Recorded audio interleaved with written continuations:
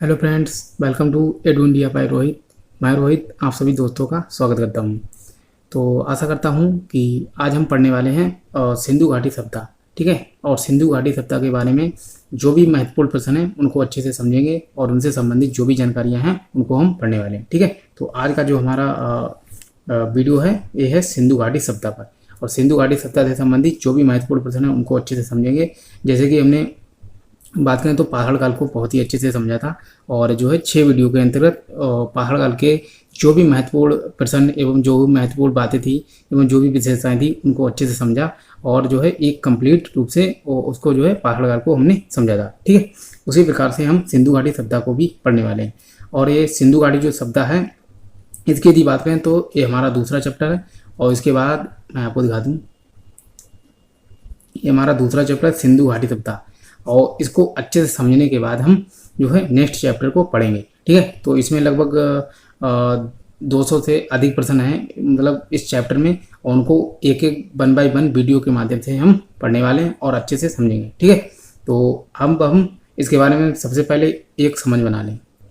जो सिंधु घाटी सभ्यता है इसके बारे में एक पहले अच्छे से समझ बना लेते हैं, उसके बाद जो है हम अपने प्रश्नों को समझेंगे।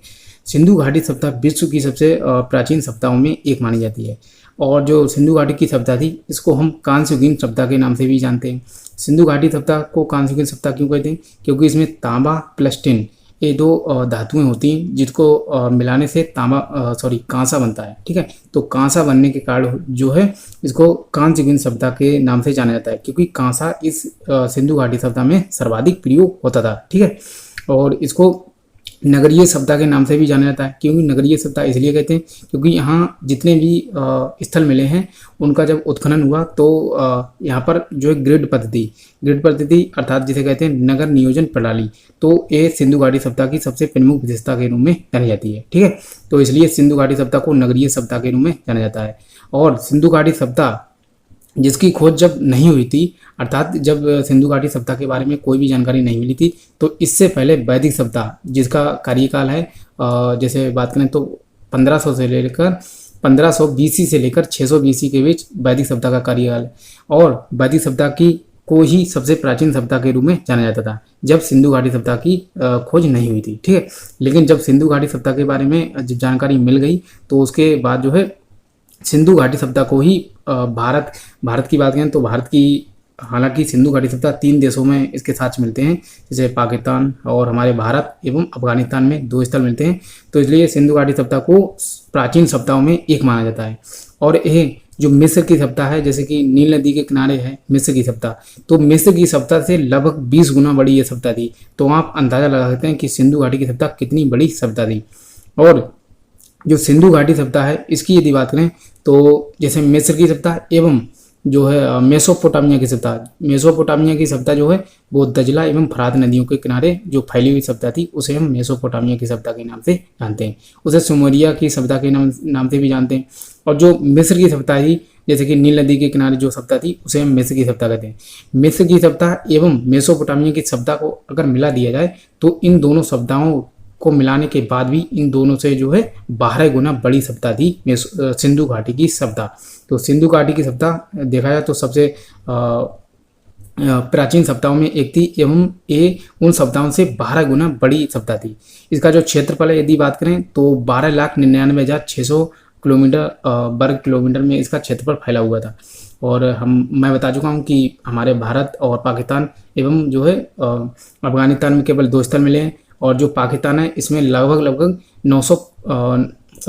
475 स्थल लगभग पाकिस्तान में मिले हैं, और हमारे भारत में लगभग 975 स्थल मिले हैं। ठीक है, 925 स्थल।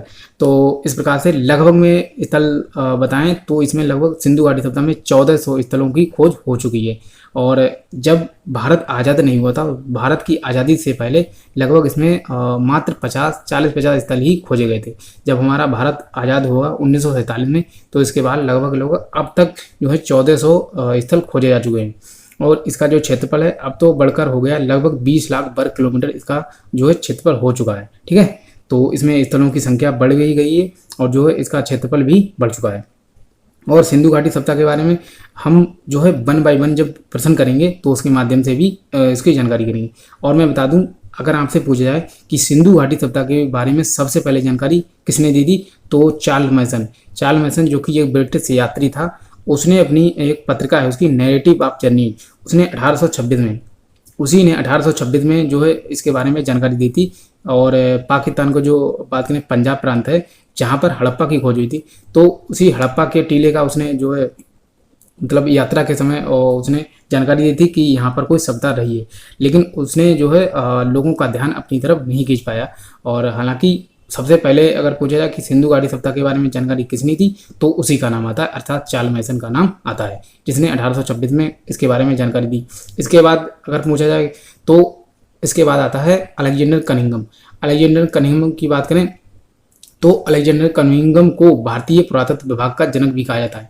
अगर आपसे पूछा जाए तो ये एक महत्वपूर्ण प्रश्न के रूप में भी जाना जाता है कि भारतीय पुरातत्व विभाग के जनक कौन थे, तो अलेक्जेंडर कनिंघम को जाना जाता है। ठीक है, और विश्व में पुरातत्व विभाग के जनक रॉबर्ट ब्रेसफोर्ड को जाना जाता है। तो ये भी दोनों महत्वपूर्ण प्रश्न है।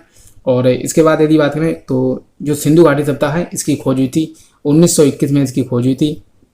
और जो है जैसे 1921 में खोज हुई थी तो हड़प्पा की खोज किसने की, ये पूछा जाता है। तो दयाराम साहनी ने 1921 में हड़प्पा की खोज की थी और सन 1922 में मोहनजोदड़ो की खोज हुई। तो इसके बाद जो है स्थलों की खोज होना प्रारंभ हो गई। और सिंधु घाटी सप्ताह के नाम में भी विद्वानों में मतभेद है।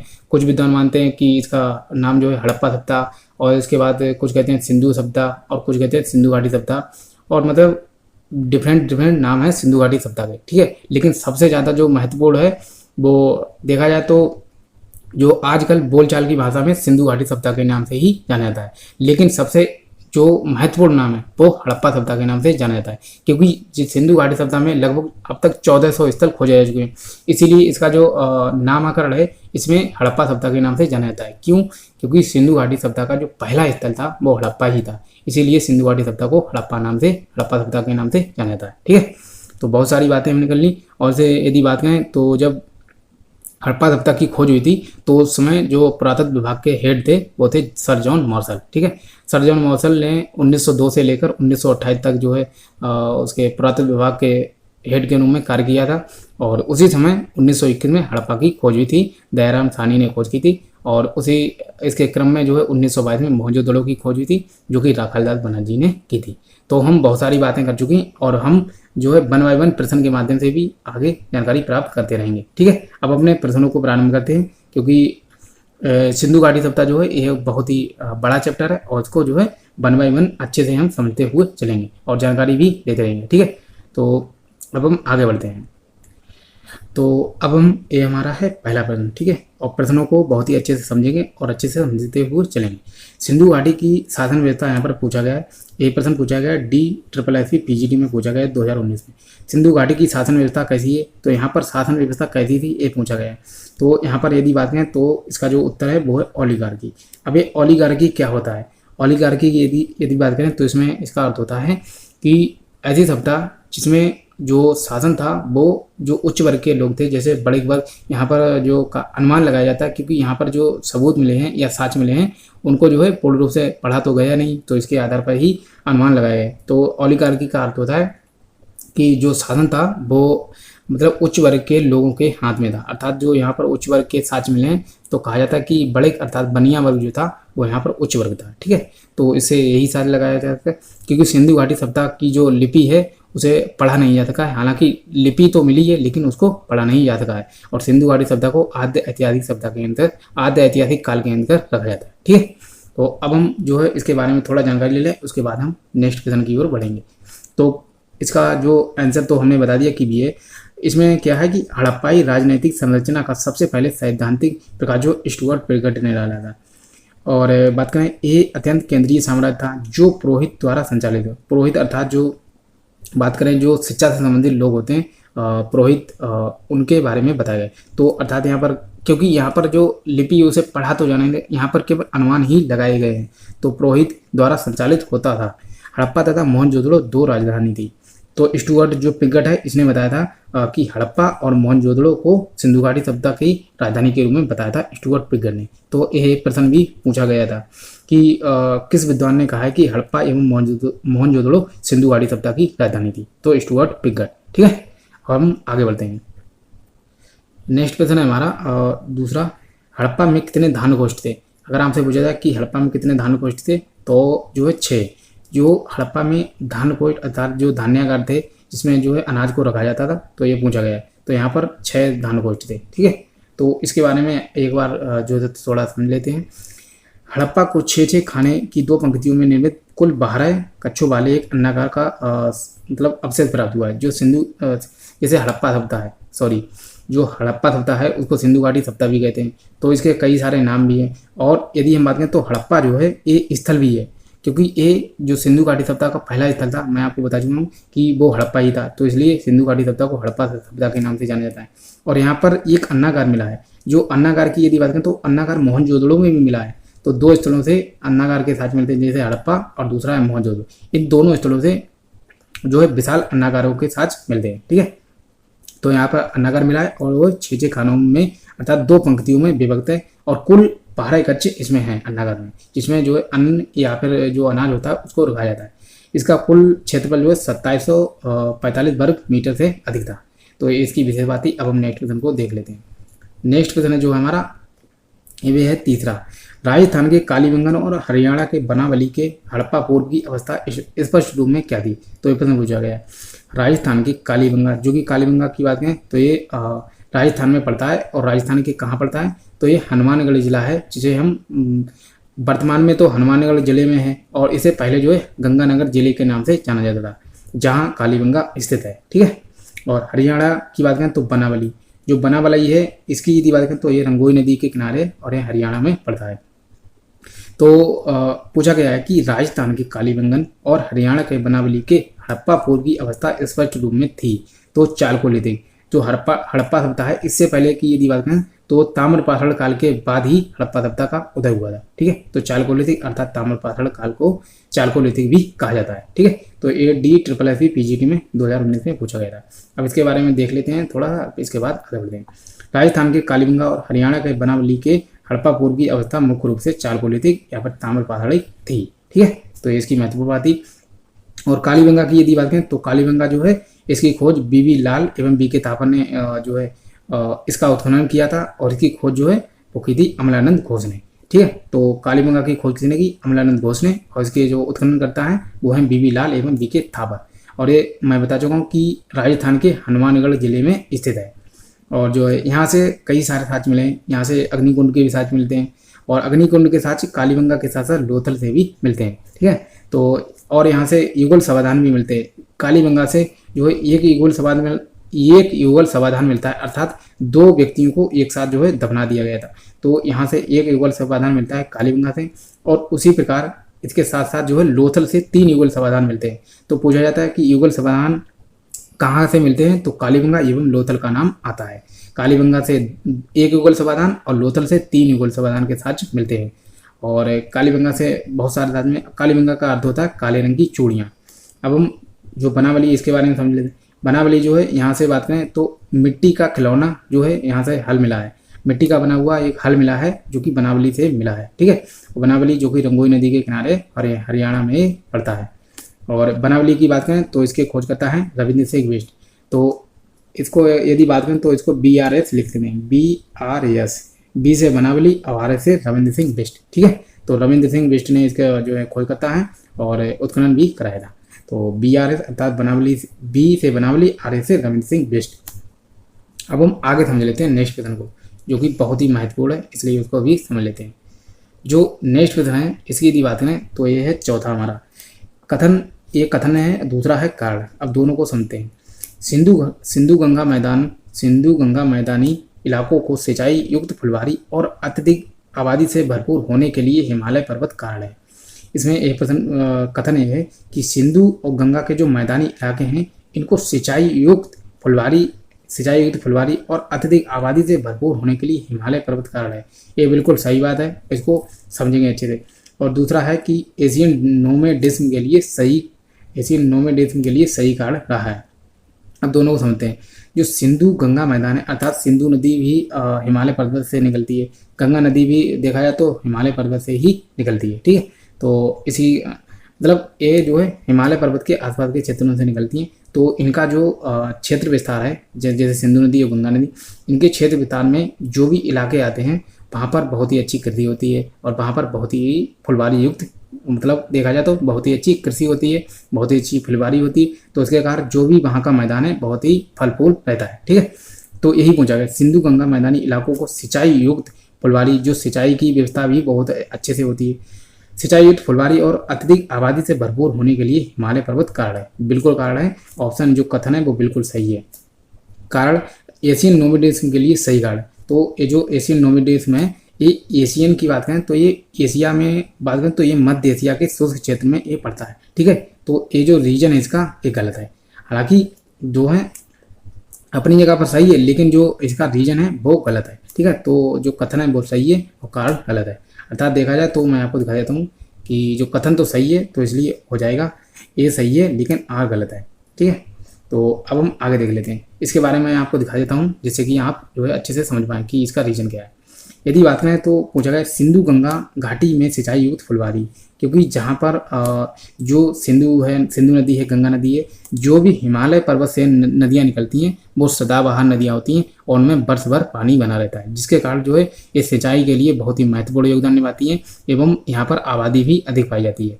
और यदि बात करें जहाँ पर पानी की व्यवस्था ही नहीं होगी वहाँ पर आबादी बहुत ही कम पाई जाती है। तो इसीलिए कहा गया, आप अनुमान भी लगा सकते हैं, सिंधु गंगा घाटी में सिंचाई युक्त फुलवारी और अत्यधिक आबादी से भरपूर होने के लिए हिमालय प्रमुख कारण है। तो हिमालय बिल्कुल प्रमुख कारण है, क्योंकि हिमालय जो है और भी कार्य करता है। जैसे क्योंकि हिमालय न केवल बर्फीली ध्रुवीय हवाओं से बचाता है, जब हिमालय से बात करें तो बर्फीली ध्रुवीय हवाएं चलती हैं तो हिमालय जो है उसको रोकता है, तो ये भी एक कारण है। बल्कि उससे निकलने वाली सिंधु गंगा नदियों ने कृषि के विकास को बहुत ही बढ़ावा दिया है। कृषि एवं अत्यधिक उत्पादन ने राज्य निर्माण एवं सभ्यता संस्कृति के विकास में योगदान दिया है। तो कृषि के बारे में भी महत्वपूर्ण योगदान दिया है। सिंधु गंगा नदी घाटी जहाँ से निकलती हैं तो हिमालय से ही निकलती हैं। तो हिमालय जो है वो कृषि के मामले में बहुत ही महत्वपूर्ण योगदान देता है और अत्यधिक उत्पादन में भी महत्वपूर्ण योगदान देता है, ठीक है।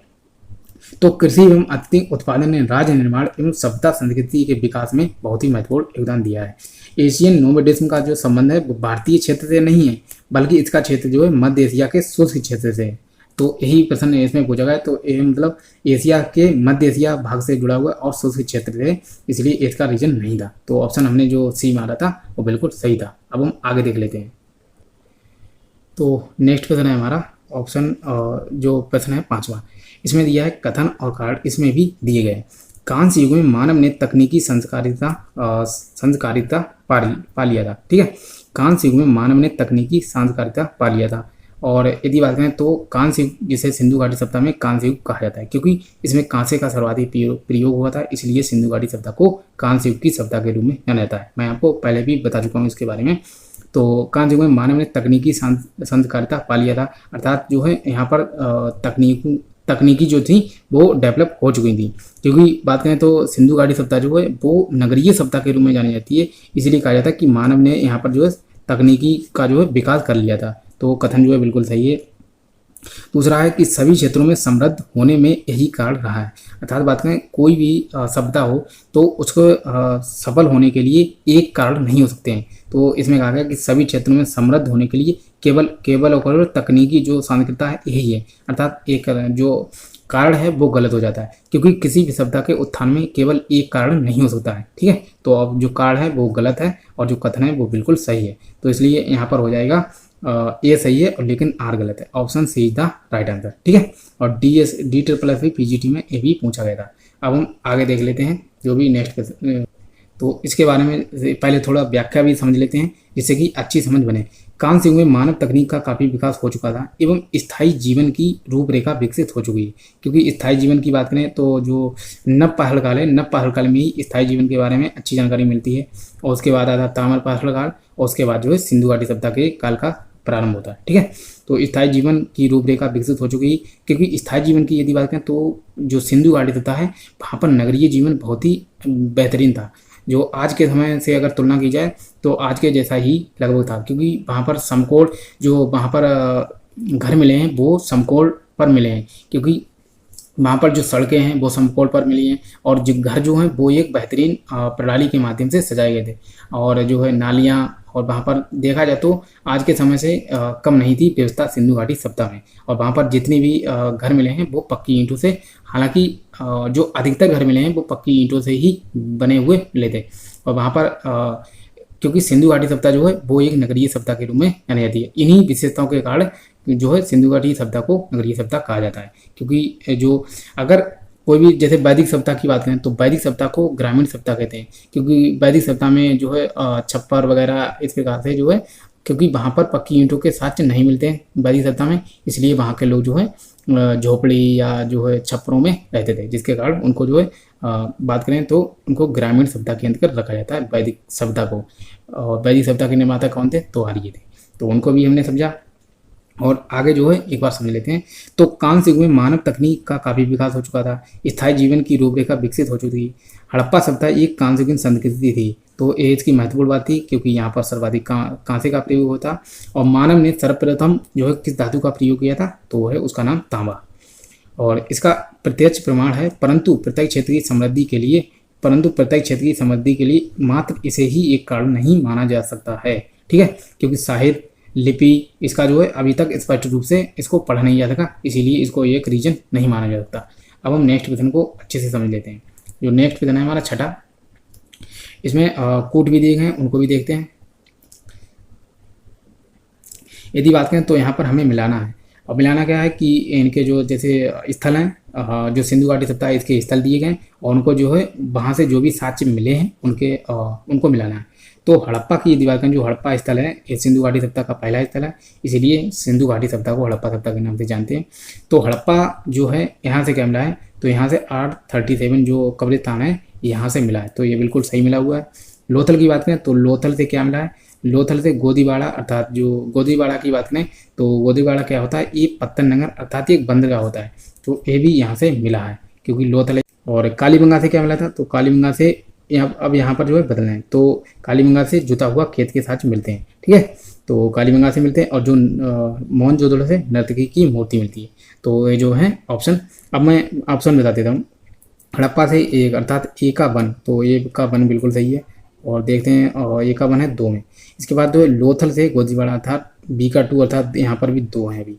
कालीबंगा से जो है जुता हुआ खेत अर्थात सी का 4 है इसमें, तो अर्थात सी का 4 इसमें, तो option B is the right answer, ठीक है, तो option B is the right answer. अब हम नेक्स्ट क्वेश्चन को देख लेते हैं। हालांकि मैं आपको इनसे मिले हुए भी दिखा देता हूँ, और जिससे कि आपको अच्छी समझ विकसित हो।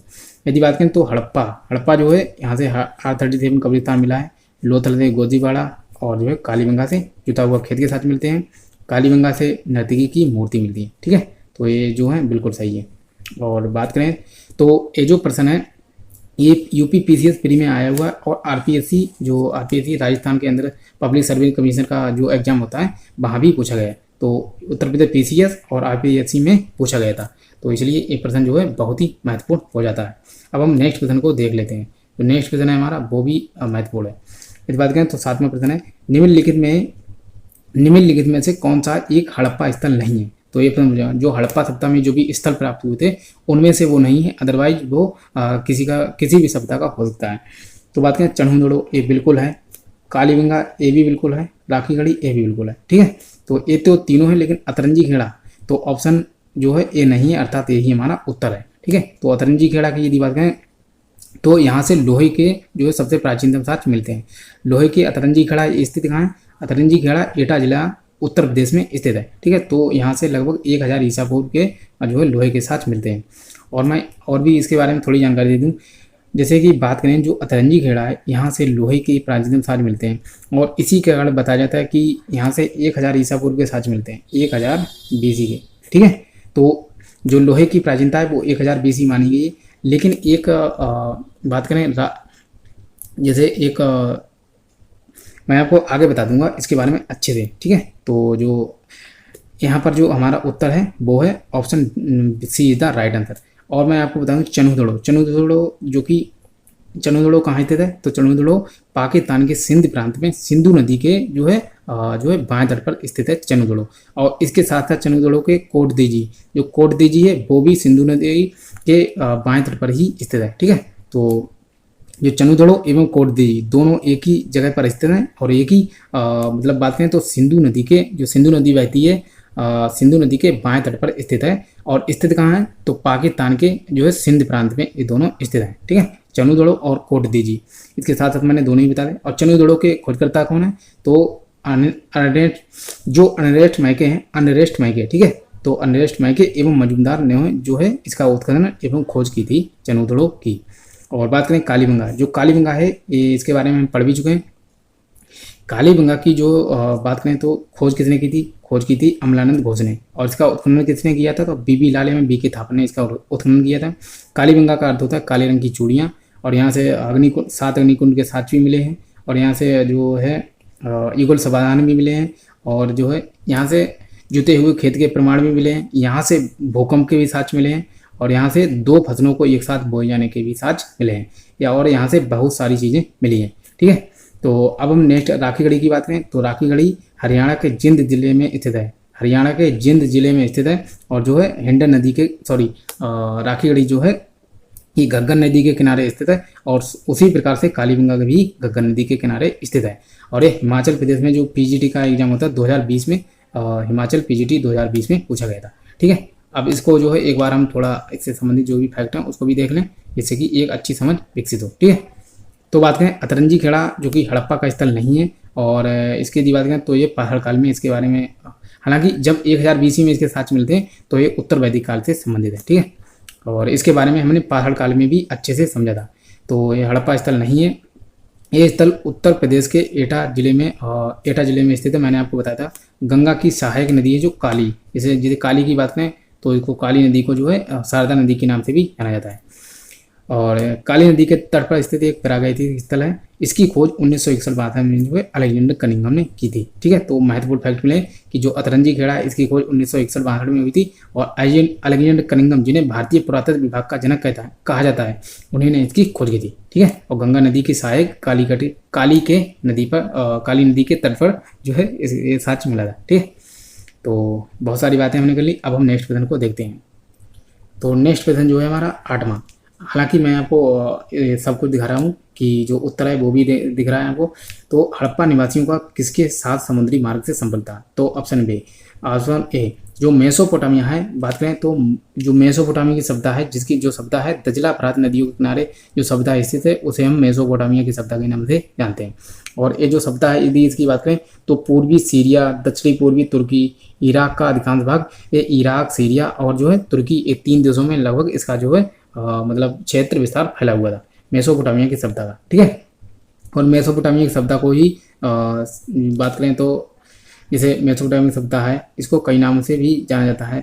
और जो है जैसे सुमेरिया की सभ्यता के नाम से जाना जाता है, इरिट्रिया की सभ्यता के नाम से जाना जाता है।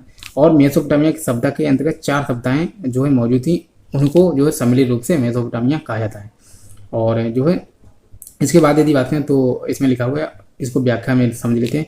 हड़प्पा निवासियों का जो समुद्री व्यापार था मुख्यतः मेसोपोटामिया की सभ्यता के ही साथ होता था, क्योंकि मेसोपोटामिया में जो है हमारे भारत के में जो सिंधु घाटी सभ्यता है इसके कई साक्ष्य मिलते हैं मेसोपोटामिया की सभ्यता में। अर्थात इससे पता लगता है कि यहाँ से, क्योंकि जो मेसोपोटामिया की सभ्यता है वहाँ से जो है हमारे भारत में जो लोथल है, जो कि लोथल की बात करें जो कि एक जो है बंदरगाह स्थल है, तो वहाँ से जो लोथल है वो गुजरात में स्थित है और एक बंदरगाह स्थल है। तो लोथल से जो फारस की मोहर मिलती है जिससे एक प्रमाण पता लगता है कि जो मेसोपोटामिया की सभ्यता है वहाँ के मेसोपोटामिया से हमारे जो सिंधु घाटी सभ्यता है इसका जो है मतलब व्यापार होता था। ठीक है, तो उसके साथ मिलते हैं। तो इसलिए कहा जाता है कि हड़प्पा निवासियों का किसके साथ समुद्री मार्ग से संपर्क था? तो मेसोपोटामिया थे, क्योंकि मतलब इसके साक्ष्य जो है लोथल से मिलते हैं। और हमारे यहाँ की जो सिंधु घाटी सभ्यता की मतलब कई प्रमाण हैं जो कि मेसोपोटामिया में मिलते हैं, जिसके कारण पता लगता है कि इन दोनों सभ्यताओं का जो है आपस में व्यापार होता था।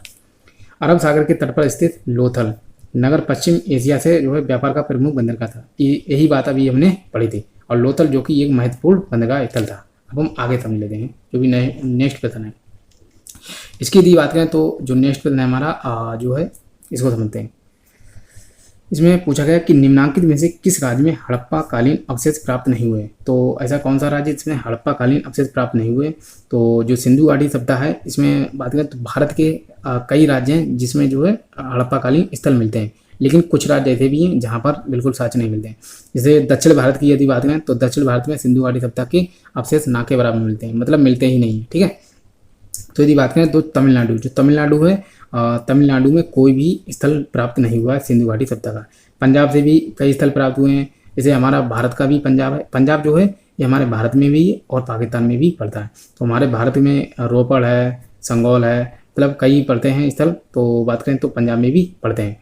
और बात करें उत्तर प्रदेश, जो उत्तर प्रदेश है यहाँ से आलमगीरपुर, और जो ये आलमगीरपुर की बात करें तो भारत जो सिंधु घाटी सभ्यता है इसका सबसे पूर्वी स्थल के रूप में आलमगीरपुर बहुत ही फेमस है। और जो कई बार पूछा भी जाता है तो आलमगीरपुर जो कि उत्तर प्रदेश में ही पड़ता है, जो कि हिंड नदी के किनारे मतलब पड़ता है और उत्तर प्रदेश के मेरठ जिला में पड़ता है आलमगीरपुर। उसके साथ संगौली, बड़गांव और जैसे हुलास कई स्थल जो हैं उत्तर प्रदेश से पड़ते हैं, तो इसलिए ये भी था। गुजरात की बात करें, जो गुजरात से जो है लगभग 200-250 स्थल जो हैं गुजरात से मिलते हैं, जिनमें कई प्रमुख स्थल हैं जैसे सुरकोतड़ा, और बात करें लोथल, कुंतासी, रंगपुर, रोजदी, मतलब कई सारे स्थल हैं। और जो है सुरकोतड़ा, धौलावीरा, और जो है बात करें मतलब कई सारे स्थल हैं जो कि गुजरात से मिलते हैं। तो जो प्रमुख हैं उनको हम पढ़ेंगे भी और जो है अच्छे से समझेंगे। ठीक है, तो यहाँ पर जो हमारा उत्तर है वो option C is the right answer, क्योंकि तमिलनाडु से कोई भी स्थल नहीं मिलता है। और दक्षिण की यदि बात करें तो महाराष्ट्र जो है, महाराष्ट्र से नीचे के जो एरिया है वहाँ पर कोई भी स्थल नहीं मिलता है। महाराष्ट्र का जो सबसे उत्तरी एरिया है वहाँ पर पड़ता है दायमाबाद। दायमाबाद जो कि महाराष्ट्र में पड़ता है और महाराष्ट्र के उत्तरी क्षेत्र में पड़ता है, जो कि प्रवरा नदी के किनारे स्थित है। तो वो ही सबसे दक्षिण का बाउंड्री एरिया है दायमाबाद। ठीक है, तो आप समझ ही सकते हैं कि महाराष्ट्र के नीचे कोई भी स्थल प्राप्त नहीं हुआ है हमारे भारत में। तो अब हम आगे समझ लेते हैं, जो भी इसकी बातें हैं एक बार देख लेते हैं। हड़प्पा सभ्यता भारत की एक प्रमुख महत्वपूर्ण सभ्यता थी। इसका उद्गम भारत के पश्चिमोत्तर भाग में हुआ था। हड़प्पा सभ्यता का कोई स्थल दक्षिण भारत में नहीं पाया जाता है, अर्थात तमिलनाडु में हड़प्पा कालीन अवशेष प्राप्त नहीं हुए। ठीक है, तो दक्षिण भारत की बात करें तो महाराष्ट्र के नीचे कोई भी स्थल नहीं पाए जाते हैं। और महाराष्ट्र में बहुत ही महत्वपूर्ण बात करें तो जो दायमाबाद है वही सबसे दक्षिणी बाउंड्री स्थल के रूप में जाना जाता है। ठीक है, तो आप इतना समझ सकते हैं। नेक्स्ट प्रश्न है हमारा, उसको समझ लेते हैं 10वां।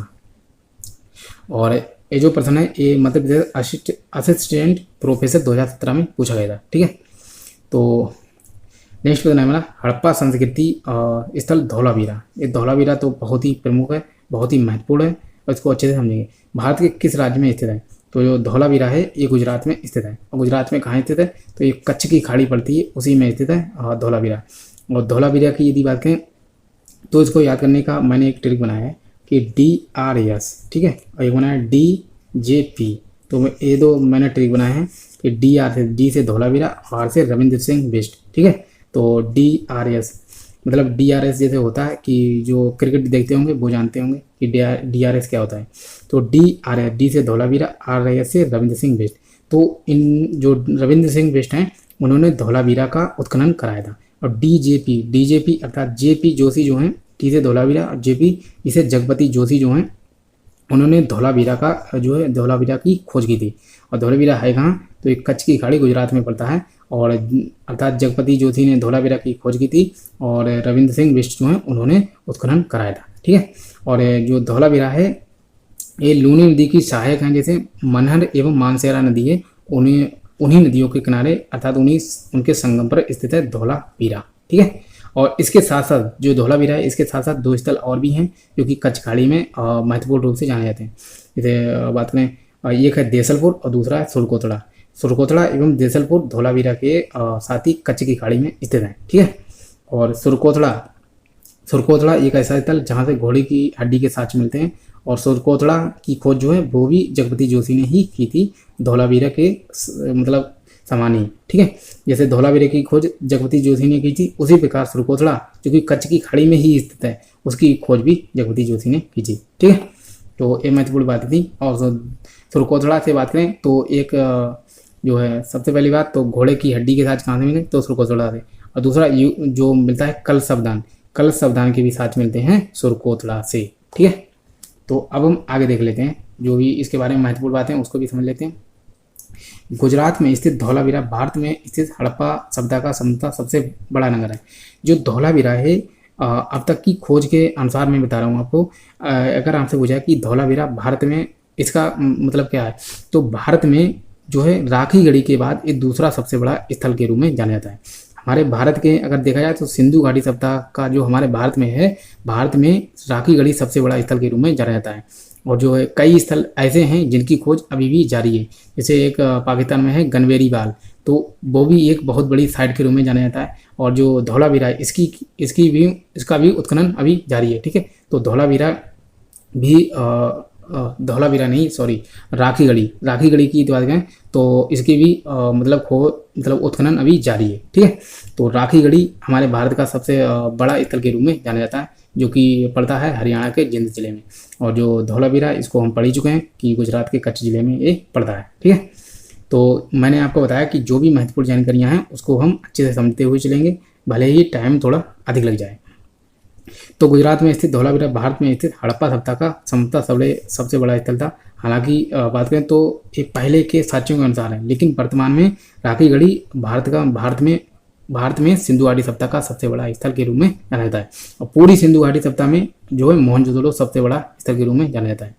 लेकिन अगर जो उत्खनन होता जाएगा तो इसके बाद जो है गनवेरी बाल और राखी गढ़ी, इनकी अभी उत्खनन हो रहा है, और इसके बाद जो है ये दोनों हो सकता है सबसे बड़ी साइट के रूप में जाना जाए। तो ये अन्य नगरों के विपरीत ये तीन भागों में बटा हुआ था। जो धौलावीरा है ये 3 भागों में बटा हुआ था। एक होता दुर्ग को जैसे बात करें, जो धौलावीरा है इसको 3 भागों में बटा हुआ प्राप्त हुआ है। लेकिन सिंधु घाटी सभ्यता के जितने भी स्थल प्राप्त हुए हैं वो 2 भागों में बटे हुए थे। एक होता था पश्चिमी स्थल और दूसरा होता था पूर्वी। ठीक है, एक होता था पश्चिमी नगर और दूसरा होता पूर्वी नगर। और यदि बात करें तो एक होता था पश्चिमी नगर और दूसरा होता था पूर्वी नगर। इन दोनों नगरों में ही विभाजित होते थे जितने भी सिंधु घाटी सभ्यता के जो है नगर स्थल प्राप्त हुए हैं, उनकी बात हो रही है। ठीक है, लेकिन ये एक देखा जाए तो ये इसकी एक विशेष बात थी कि जो धौलावीरा है ये 3 भागों में बटा हुआ मिला है, अर्थात ये 3 भागों में बटा हुआ था। जैसे सिंधु घाटी सभ्यता के जितने भी स्थल प्राप्त हुए हैं उनका जो पश्चिमी वाला स्थल नगर होता था, जैसे स्थल की बात है मैं बात डिफाइन कर दूं, स्थल होता है जब इन दोनों को मिला लेते हैं संपूर्ण रूप से तो उसे कहते हैं स्थल। लेकिन ये 2 भागों में बटा हुआ था, इनको हम कहते हैं नगर। ठीक है, तो हालांकि मेरे मतलब मैं बोल देता हूँ बार बार, तो आप उसको समझ लीजिए कि नगर कौन सा है और स्थल क्या है। तो जो सिंधु घाटी सभ्यता में जितने भी मतलब स्थल प्राप्त हुए हैं वो 2 नगरों में बटे हुए थे, एक पश्चिमी और एक पूर्वी। ठीक है, पश्चिमी जो होता था वो दुर्गीकृत होता था, अर्थात ये चारों ओर जो है एक रक्षा प्राचीर होती थी। ठीक है, और जो पूर्वी नगर होता था उसके चारों ओर रक्षा प्राचीर नहीं होती थी, अर्थात इससे मतलब पता लगता है जो जिसमें रक्षा प्राचीर नहीं थी, जो पूर्वी नगर था वहाँ पर गरीब लोग या फिर निर्धन लोग रहते थे, और जो उच्च नगर था जहाँ पर रक्षा प्राचीर थी वहाँ पर जो है अमीर लोग रहते थे एवं जो पैसे वाले लोग थे वो रहते थे। ठीक है, तो इससे ये भी सिद्ध होता है क्योंकि यहाँ पर जो लिपि है उसे पढ़ा तो जा नहीं देगा, लेकिन अनुमान के आधार पर ऐसे ही सारी बातें पता लगती हैं, और खुदाई में भी इसी प्रकार के साक्ष्य मिलते हैं। लेकिन धौलावीरा जो था ये 3 भागों में बटा हुआ था। इसका एक तो था गढ़ी नगर क्या होता है, जो चारों ओर रक्षा प्राचीर होती है उसे हम दुर्गीकृत कहते हैं, और इसे ही गढ़ी नगर के नाम से भी जाना जाता है। ठीक है, तो जो धौलावीरा ये 3 भागों में बटा हुआ था, और इसके 2 नगर जो हैं वो दुर्गीकृत होते थे, अर्थात 2 नगर जो थे वो दुर्गीकृत थे। लेकिन एक नगर जो था निचला नगर के रूप में जाना जाता है जहाँ पर गरीब लोग रहते थे, और ये 3 भागों में बटा हुआ था, तो इसकी महत्वपूर्ण बात थी। और जैसे यहाँ पर लिखा है कि 3 भागों में दुर्ग, मध्यम नगर एवं निचला नगर के रूप में जाना जाता है। और मैंने आपको बताया कि धौलावीरा की जो उत्खनन है वो रविंद्र सिंह बिष्ट ने कराया था, 1990-91 में कराया था। ठीक है, अब आगे हम समझ लेते हैं क्योंकि काफ़ी बातें समझ ली। 11वां प्रश्न है, मेसोपोटामिया में शामिल क्षेत्र को आज किस नाम से जाना जाता है। तो जो मेसोपोटामिया है इसमें यदि बात करें तो मेसोपोटामिया में शामिल जो क्षेत्र थे, मैंने आपको बताया कि जो पूर्वी सीरिया, दक्षिण पूर्वी तुर्की और इराक का अधिकांश भाग जो है ये मेसोपोटामिया की सभ्यता में आज के समय में अगर क्षेत्र देखा जाए तो यही क्षेत्र पड़ता था। जो पूर्वी सीरिया का भाग पड़ता है यहाँ पर, और दक्षिणी पूर्वी तुर्की का जो भाग पड़ता है ये भी पड़ता है, और इराक का जो है अधिकांश भाग पड़ता है। तो यही क्षेत्र पड़ते थे मेसोपोटामिया की सभ्यता में, जहाँ पर ये मेसोपोटामिया की सभ्यता विद्यमान थी। और मेसोपोटामिया की सभ्यता की बात करें तो मेसोपोटामिया की जो सभ्यता है ये दजला फरात नदियों के किनारे स्थित है। और NBS अर्थात नवोदय स्कूल वाले जो एग्जाम होते हैं वहाँ पर PGT 2019 में पूछा गया था, ठीक है। और आगे हम पढ़ लेते हैं। यदि बात करें तो नेक्स्ट प्रश्न बहुत ही आसान है। 12वां प्रश्न है कि सिंधु घाटी सभ्यता की खोज किस वर्ष की गई थी। तो ये तो बहुत ही आसान प्रश्न है, ये 1921 में की गई थी और ऑप्शन ए था राइट आंसर। ये भी नवोदय विद्यालय PGT 2019 में पूछा गया था, ठीक है। और यहाँ पर मैं आपको दिखा देता हूँ कुछ महत्वपूर्ण बातें। सिंधु घाटी जो स्थल है हड़प्पा की खोज ही 1921 में की गई थी। में दयाराम साहनी ने की थी, जहाँ से मनुष्य के शरीर की बलुआ पत्थर की बनी हुई मूर्तियाँ प्राप्त हुई हैं। अन्नागार जहाँ पर अनाज को रखा जाता था, बैलगाड़ी के साथ मिलते हैं। और जो है यदि बात करें तो यहाँ पर जो हड़प्पा है यहाँ पर श्रमिक आवास भी मिले हैं, यहाँ पर तांबे की जो है फैक्ट्री भी मिली है। तो जो है बहुत सारी चीज़ें यहाँ पर मिली हैं, तांबे की फैक्ट्री मिली है और जो है कई सारे धातु मिले हैं जिनको हम आगे बारी बारी से पढ़ते रहेंगे। तो जो दयाराम साहनी इन्होंने ही इसकी खोज की थी और इन्होंने भी उत्खनन कराया था। इनके साथ साथ माधव स्वरूप बत्स जो हैं उन्होंने भी उत्खनन कराया था। और जो है पढ़ते हैं मार्टिमर व्हीलर, ठीक है, मार्टिमर व्हीलर ने भी जो है हड़प्पा सभ्यता की मतलब उत्खनन कराया था, ठीक है। और आगे यदि बात करें तो मैं आपको और भी बता देता हूँ। जैसे जो नेक्स्ट क्वेश्चन है उसको देखते हैं, इसके बाद हम अच्छे से समझेंगे। ये भी नवोदय विद्यालय में पूछा गया था। तो 13वां प्रश्न है मेसोपोटामिया शब्द का क्या अर्थ है। तो मेसोपोटामिया की जो सभ्यता थी, कहा जाता है कि सिंधु घाटी सभ्यता के समकालीन ही ये मेसोपोटामिया की सभ्यता थी। तो जिसका अर्थ क्या होता है ये पूछा गया है। तो यह एक ग्रीक शब्द था, ग्रीक शब्द जिसका अर्थ है दो नदियों के बीच की भूमि। अर्थात क्या अर्थ होता है मेसोपोटामिया का, दो नदियों के बीच की भूमि। क्योंकि दजला, जैसे बात करें दजला और होगी फरात, तो दजला और फरात नदियों के बीच में ये सिंधु घाटी मेसोपोटामिया की सभ्यता स्थित थी, ठीक है। तो इसीलिए कहा जाता है दो नदियों के बीच की भूमि को ही मेसोपोटामिया कहा जाता है, ठीक है। और ये NBS PG 2019 में पूछा गया था। तो अब हम नेक्स्ट क्वेश्चन को देख लेते हैं। नेक्स्ट क्वेश्चन है हमारा 14वां। प्राचीन मेसोपोटामिया के लेखन शुरू हुआ था। अब ये मेसोपोटामिया, क्योंकि सिंधु घाटी सभ्यता के ये समकालीन थी इसलिए मेसोपोटामिया से भी प्रश्न पूछे जाते हैं। तो इसमें है कि जब शासक समाज को अनुवादों के अभिलेख रखने की अवस्था हुई। यदि बात करें तो मैं आपको एक ओवरव्यू दे देता हूँ। इसका जो उत्तर है वो तो है option D the right answer, ठीक है। जब आरंभिक मानव बस्तियों से नगरों का उदय हुआ था तो ही जो है प्राचीन मेसोपोटामिया का लेखन शुरू हुआ था।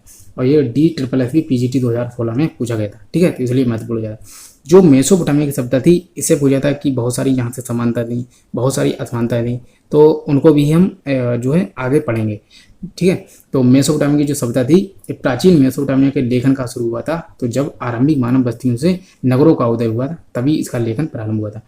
मेसोपोटामिया जो सभ्यता थी बेसिकली देखा जाए तो यह एक ग्रामीण सभ्यता थी, ठीक है। लेकिन इसका जो पश्चिमी भाग था, ठीक है, पूरी मेसोपोटामिया का जो सबसे पश्चिमी भाग था ये सिंधु घाटी सभ्यता के समान ही नगरीय था, ठीक है। तो अगर पूछा जाए कि मेसोपोटामिया की सभ्यता कैसी थी तो ये ग्रामीण सभ्यता थी, लेकिन इसका जो पश्चिमी भाग पड़ता है वो जो है सिंधु घाटी सभ्यता के समान ही ग्रामीण नगरीय था।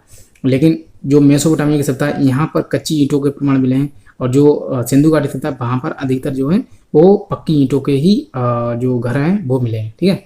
और यहाँ पर देखा जाए तो सिंधु घाटी सभ्यता में बात करें तो जैसे हाथी है और घोड़े हैं, इनके हाथी है इसके साथ मिलते हैं, लेकिन यहाँ पर हाथी वगैरह के साथ नहीं मिलते हैं, ठीक है। और यहाँ पर देखा जाए तो बहुत सारी समानताएं भी हैं और बहुत सारी असमानताएं जो कि हम आगे जो है प्रश्नों के माध्यम से समझेंगे, ठीक है। तो इसको यहीं तक रखते हैं। आगे बात करें तो नेक्स्ट क्वेश्चन को समझ लेते हैं। जैसे 15वां प्रश्न है रोमन परिप्रेक्ष्य के निकट पूर्व का संदर्भ है। ये रोमन साम्राज्य के बारे में यहाँ पर बात हो रही है कि रोमन साम्राज्य जो था वो रोमन परिप्रेक्ष्य के निकट पूर्व का संदर्भ है। अब यहाँ पर ये मतलब इसका क्षेत्र के बारे में पूछा गया है।